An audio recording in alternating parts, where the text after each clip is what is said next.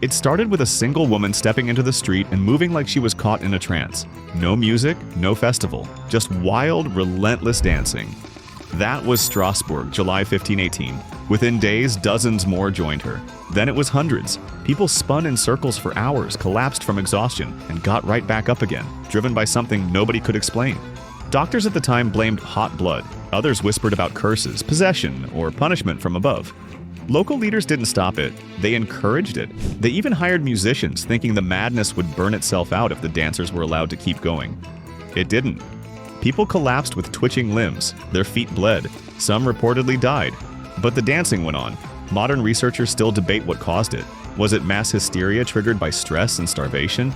A toxic fungus that acted like a hallucinogen? Or maybe something even stranger, a glitch in the mind that spread like wildfire, infecting thought itself. It's like a scene from a horror movie directed by Kubrick. Surreal, controlled chaos, impossible to pause. Centuries later, the dancing plague remains one of the creepiest historical mysteries out there. A town dancing to death, not out of joy, but something darker. And it all started with just one woman stepping into the street. It looks like a normal family photo at first, mom, dad, and 3 kids. But then you see the children's faces, or rather you don't. Instead of smiles, there are large, round, unblinking eyes, stitched into rubber masks that look like something out of a sci-fi horror film. This isn't fiction. It's a real photo from World War II Britain, when gas attacks were a serious threat and everyone, even toddlers, was issued protective gear. And someone, no one knows who, thought it was a good idea to take a family portrait like that. The masks weren't just creepy looking. Some were designed to look playful, with cartoon ears and painted features to make them less scary for kids. But it didn't work.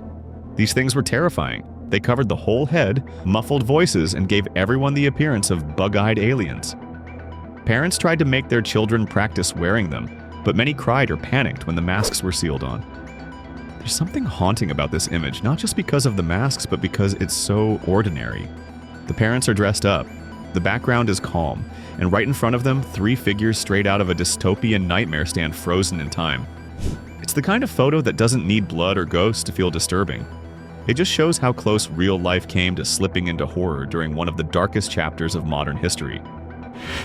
In 1726, a woman named Mary Toft made headlines across England with a claim that sounds too bizarre to be true. She said she had given birth to rabbits. Not just one, but several. Doctors were called in. They examined her. And to the horror of everyone involved, tiny rabbit parts actually appeared. Legs, heads, fur, delivered as if by magic or nightmare. Word spread fast. Even King George I's own surgeon came to investigate, and he too believed it. For weeks, this strange case gripped the nation. Mary was kept under observation. More births followed. People whispered about witchcraft, curses, or some dark connection to the animal world. But then the hoax unraveled. A porter confessed he'd been sneaking rabbit parts to Mary, who had secretly inserted them beforehand to produce them during labor. Why? For money? For attention? Or maybe just because she could? Doctors who believed her were humiliated. The public was stunned. And Mary? She walked away without serious punishment. The strangest part isn't just the hoax itself, it's how badly people wanted it to be true. In an age when science and superstition constantly collided, this rabbit birth scandal became a symbol of how far belief can stretch before snapping completely. It was a sunny afternoon in 1901 when 2 women, Charlotte Ann Moberly and Eleanor Jourdain, visited the gardens of the Palace of Versailles. They were educated, rational women. Both worked at a women's college in Oxford. But that day, something felt wrong. The air grew heavy. The people around them didn't seem right. Their clothes looked centuries out of place. A man with a scarred face glared at them. A woman in a wide-brimmed hat sketched nearby, completely still. Later, the women would claim they'd somehow slipped back in time, specifically to the days before the French Revolution. They even believed they'd seen Marie Antoinette herself. The experience haunted them for years. They published a book under fake names, detailing every eerie moment. It was ridiculed at first, but also couldn't be disproved. Today, the Versailles time slip remains one of the most famous alleged cases of accidental time travel. Some chalk it up to suggestion or shared hallucination. Others hint at something deeper. Perhaps places really can trap moments in time, like a loop caught in the cracks of reality. Whatever happened, 2 educated women left Versailles with the strange feeling that they hadn't just seen history. They'd lived inside it. There's lightning, and then there's something else entirely. Ball lightning is one of the weirdest, least understood weather phenomena ever recorded. Unlike regular bolts that flash and vanish, this strange glowing orb appears out of nowhere, floating silently, glowing like a ghostly lantern, sometimes even zipping straight through closed windows without shattering glass. People who've seen it say it moves like it has a mind of its own. Some of the creepiest reports come from pilots, sailors, and even people sitting calmly in their living rooms. One story from Russia told of an orb drifting into a house during a storm, circling slowly, then exploding with a sharp bang and a smell of sulfur. No one could explain how it got in, let alone how it left no hole behind. Even today, scientists can't fully recreate it. Some think it's plasma, others say it's a trick of the eyes. A few suggest something stranger energy not from the sky, but from another layer of reality. The fact that it can pass through solid objects without causing damage makes it feel more like a ghost than weather. And when it explodes, it's not just sound and light. It's like something vanishing back to wherever it came from. If you ever see a glowing orb hovering silently during a thunderstorm, maybe don't get too close. In 1964, Jim Templeton took what should have been a normal photo of his daughter on a grassy hillside near Solway Firth, England. But when the film was developed, something was off. Behind the little girl stood a strange figure dressed in what looked like a silver suit. No one had been there when he snapped the picture, and no one could explain who or what the figure was. The image made headlines fast. Experts confirmed the photo hadn't been tampered with. Kodak even offered a reward to anyone who could prove it was fake. No one ever claimed it. Templeton insisted the area was empty when he took the picture. But there was that figure, helmeted, bulky, facing away like an astronaut who had wandered onto Earth. Some say it was a trick of the light. Others claimed it was just a woman with her back turned. But that didn't explain the strange proportions, or the fact that shortly after, Jim was visited by two men in dark suits who refused to identify themselves and asked him to take them back to the photo's location. Whether it was a camera glitch or an accidental snapshot of something not meant to be seen, the Solway Firth spaceman still hasn't stepped out of the mystery. In 1957, two sisters named Joanna and Jacqueline Pollock were tragically lost in a car crash in England. A year later, their parents had twin girls, Jillian and Jennifer. The twins began to do something strange. They asked for toys the previous daughters had owned, called places by names they had never been told, and described the accident in disturbing detail. One even had a birthmark in the exact spot where her sister had a scar. Their parents were stunned. They hadn't spoken to the twins about their older sisters, not in any depth, yet the twins seemed to remember things they couldn't possibly know. As they grew older, these memories slowly faded, but the early years were enough to make some researchers believe they were witnessing a real-life case of reincarnation. Skeptics say it's coincidence or maybe the power of suggestion. But even hardened psychologists couldn't explain how two young girls, just toddlers, could recall such specific events. The Pollock twins' story remains one of the most convincing cases of supposed rebirth in modern times. Whether it was memory, mystery, or something in between, it's a reminder that some questions don't come with easy answers. In the 1930s, a lonely farmhouse on the Isle of Man became the center of one of the strangest cases ever recorded. The Irving family claimed a creature lived in their walls, something that looked like a small animal but talked, laughed, and argued like a person. It called itself Geff. It said it was a mongoose, and somehow it knew things no one should have known. Geff would shout from behind the wooden panels, sing songs, mimic voices, and even gossip about the neighbors. Sometimes he was friendly, sometimes cruel. He claimed to be born in India in the 1800s and said he was an extra clever mongoose. Paranormal investigators came from across Britain. Some believed, others were convinced it was the daughter, Voirrey, throwing her voice. But the evidence was never solid either way. Geff vanished without a trace. But years later, even as an adult, Voirrey insisted the voice was real, and it wasn't hers. No one ever proved what Geff was. A trick? A spirit? Or some strange intelligence hiding in the shadows of a farmhouse? Whatever the truth, the case left a permanent mark on paranormal history. A talking animal in the walls might sound silly, until you hear the voice for yourself. Sometime in the 12th century, villagers in Woolpit, England, made a bizarre discovery. Two children, brother and sister, were found near a wolf pit, alone, confused, and green. Their skin had a faint emerald tint, and their clothes were made from unknown material. They spoke no known language and refused all food until they were offered beans. The boy soon fell ill and passed away, but the girl slowly adjusted, learned English, and told a tale no one could explain.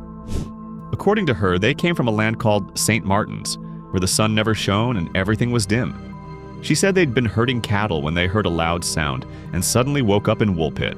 Some think they were lost children suffering from malnutrition, hence the greenish skin. But others believe something weirder, they were travelers from another dimension, or even another planet. The legend never died. Over the centuries, the story of the green children has been retold as everything from a fairy tale to evidence of a multiverse. And while historians argue about what's real, one thing's for sure, medieval England wasn't ready for two green strangers who appeared out of nowhere and vanished just as mysteriously. In early 19th century Tennessee, the Bell family began to hear tapping and whispering in their log cabin. Then it got louder. Voices, slamming doors, invisible hands pulling bed covers off at night. The source? A presence that called itself Kate. Soon, the Bell Witch, as she came to be known, began targeting John Bell, the family's patriarch. He suffered mysterious illnesses, was slapped by invisible forces, and eventually died under circumstances people still argue about. What makes this case different from your typical campfire ghost story is the sheer number of witnesses. Neighbors, investigators, even a future president, Andrew Jackson, reportedly encountered something at the Bell farm. The witch would speak aloud, mimic voices, and tell secrets she had no way of knowing. People miles away swore they heard her cackling in the wind. Skeptics claim it was trickery or family drama blown out of proportion. But believers say it was one of the few hauntings where the entity wasn't shy. It wanted attention. Today you can still visit the Bell Witch Cave in Adams, Tennessee. And if you're lucky or unlucky, you might hear something whispering from the shadows. Something that never left. In 2011, illusionist Dynamo shocked Londoners when he walked across the river, turning heads and making phones fly out of pockets to capture the impossible. Was it just a trick, or a glimpse of something we aren't supposed to understand? Experts later said it was an illusion, transparent platforms hidden under the water, camera angles, clever misdirection. Maybe. But something about the footage still doesn't sit right. Even with explanations, the way he moved, the way the water rippled just slightly, people started to wonder how much of what we see is real, and how much is the world playing along. In the summer of the 1950s, a well-dressed man arrived at Tokyo's Haneda airport. Everything about him seemed normal until he handed over his passport.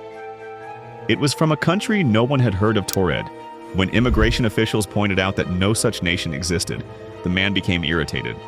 He insisted Torred was real and had existed for centuries, right between France and Spain. He even showed a map with it marked. They detained him overnight while checking his documents, which looked completely legit: stamps, visa entries, everything. A guard stood outside his locked hotel room, but by morning, the man was gone. No exit record, no broken window, no trace. Just an empty room and a mystery that's still debated to this day. Some say it was a hoax. Others suggest he came from a parallel universe that overlaps with ours, just slightly, like he slipped through a crack in the world and then fell back in. The story continues to echo online, used in documentaries, memes, and theories about reality being thinner than we think. Maybe Torred doesn't exist here, but what if it does? Somewhere else. In 1971, a woman named Maria Gomez Camara saw something forming on her kitchen floor in the small Spanish town of Belmez. It wasn't a stain. It wasn't a shadow. It was a human face. Sad, pale, staring up from the cement. When they tried to scrub it away, it wouldn't fade. When they dug it out and laid fresh concrete, a new face appeared. Then more followed. Dozens of ghostly visages emerged over the years, each with different expressions and haunting gazes. Paranormal investigators flocked to the site. Some believed the house was built over a centuries-old graveyard. Others thought the faces were caused by subconscious psychic energy, a phenomenon called thoughtography. Skeptics accused the family of using chemicals to paint the faces secretly, but no one could prove anything. The Belmez faces were even studied under government supervision. Scientists documented changes over time. Eyebrows shifted, mouths drooped, new faces emerged, faded, and returned. It wasn't just stains, it was like the house itself was remembering something. Something no one ever wanted to speak aloud. On a chilly February night during World War II, sirens wailed across Los Angeles. Anti-aircraft guns roared to life. Searchlights crisscrossed the sky. Residents ran to their windows or hid in basements. For hours, it looked like the city was under attack by enemy planes. But there was a problem. No planes were ever found. No wreckage, no damage, just smoke, panic, and silence. The US military said it was a false alarm, triggered by nerves and weather balloons. But witnesses swore they saw something large, dark, and hovering. Photos from the time show beams of light focused on a shape in the sky that doesn't quite look like a balloon. Some believe it was an early UFO sighting, covered up to avoid mass hysteria. Others think it was a glitch in military radar that spiraled out of control. To this day, no one agrees on what was really in the sky that night. But for a few hours, one of the most heavily defended cities in America fired over 1,400 rounds at nothing. Or maybe at something we were never meant to see. In 1948, a well-dressed man was found slumped against a seawall on Somerton Beach near Adelaide. No ID, no wallet. The labels on his clothes had been removed. His teeth didn't match any dental records. The autopsy found no poison, no injuries. It was like he had simply shut off. In his pocket, detectives found a tiny scrap of paper with 2 words, Tamam Shud. Translated from Persian, it means ended or finished. Things got weirder. Hidden in his abandoned suitcase was a strange code written in a book of Persian poetry. The code has never been cracked. The man didn't match any missing persons reports, and even facial recognition decades later led nowhere. Only recently did a team of researchers using DNA suggest a name, Charles Webb, but no one knows why he died, what he was doing there, or why everything about him was wiped clean. Theories range from Cold War espionage to secret love affairs to complete fabrication. But the truth is, the man from Somerton remains one of the most chilling puzzles in forensic history. He arrived quietly, left without a sound, and took his secrets with him. Long before we launched the first satellites, there were, whispers of something already circling above us. High-frequency radio signals intercepted in the 1890s, mysterious echoes bouncing back during Cold War transmissions. And then, in 1998, a strange object was photographed during a space shuttle mission. Jagged, black, and honestly, unlike any known satellite. NASA said it was a lost thermal blanket. Conspiracy theorists said otherwise. It was the Black Knight. The legend claims this object has been orbiting Earth for thousands of years, watching silently. Some say it's of alien origin. Others believe it's a remnant of an ancient civilization that reached space before recorded history. The idea sounds like something straight out of X-Files, and maybe that's why it's stuck around for so long. Because there's just enough truth to make it, well, kinda creepy. Even if it is a piece of space junk, the way it behaves, its orbit, shape, and timing still sparks questions. Is it possible something else has been up there, circling, waiting? It's probably just debris, unless it isn't. In 1959, a group of 9 experienced hikers set off into the icy Ural Mountains of Soviet Russia. They never came back. When search teams found their camp weeks later, things made no sense. Their tent had been slashed open from the inside. The hikers had fled into the snow barefoot in sub-zero temperatures. Some were found miles away, barely clothed. One had a fractured skull. Another was missing a tongue. The Soviet investigation was closed quickly, with the official cause listed as an unknown compelling force. That phrase launched decades of theories, secret weapons tests, infrasound panic, avalanche, aliens, or even a kind of mass hysteria. Files were sealed, then quietly reopened years later. Recently, new studies have leaned toward a rare kind of slab avalanche, but the timing, injuries, and the state of their camp still raise more questions than answers.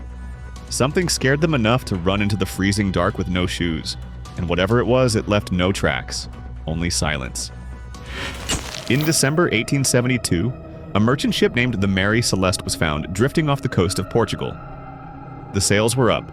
The cargo was untouched. There was food on the table. But the entire crew, including the captain, his wife, and their young daughter, had vanished without a trace. No struggle, no signs of panic, no lifeboats in sight. The ship's log didn't help much. It ended suddenly with nothing alarming recorded. Theories ran wild pirates, sea monsters, underwater earthquakes, or even a spontaneous panic that led the crew to abandon ship. One idea suggests the cargo of alcohol barrels leaked, causing toxic fumes and a rushed evacuation. But no one knows for sure. What makes the Mary Celeste so eerie isn't just the disappearance. It's the atmosphere left behind, like time stopped mid-step. A ghost ship sailing calmly with no one at the wheel. A moment frozen at sea, never explained and never forgotten. In the quiet hills of central Vietnam lives a man whose story sounds like science fiction. Ty Ngok, a humble farmer, has claimed for decades that he simply doesn't sleep. Not a nap, not even a doze. His strange condition reportedly began in the 1970s after a fever. Since then, he says he's been fully awake every single night. At first, people laughed, then they watched, and then they stopped laughing. Ngok doesn't just stay up, he works through the night. He farms, hauls bricks, builds structures, all while others sleep. His neighbors say he's never seen resting. Journalists, doctors, even military researchers have observed him, trying to crack the secret. Blood tests showed he was healthy. No signs of the usual mental or physical decay that comes with sleep deprivation. And somehow he never looked exhausted. Some theories suggest micro naps, tiny brain breaks lasting seconds, but no one's caught him doing it. Others think it's a bizarre adaptation, the result of years of rural hardship. But there's always the fringe idea, too. Maybe he tapped into something unknown, a glitch in the brain's wiring that unlocked more time than the rest of us get. If true, he's lived longer awake than most people spend alive. Ty Ngok doesn't claim to be special, he just gets up every single day and never goes to bed. And maybe in a world obsessed with hustle and productivity, he's not a mystery. He's a warning. A man who outpaced the clock, but at what cost? And that's the strange part. He doesn't look like he's suffering, just awake, always, watching the world pass by as the rest of us dream. From dancing plagues to time slips, ghost ships to spacemen, these strange moments remind us that the world still holds mysteries no logic can fully explain. Some stories fade, others deepen. But one thing's clear, reality is always stranger the closer you look. That's about it. Tell us about your strangest experiences and cases in the comments. And yeah, don't forget to check out our other videos.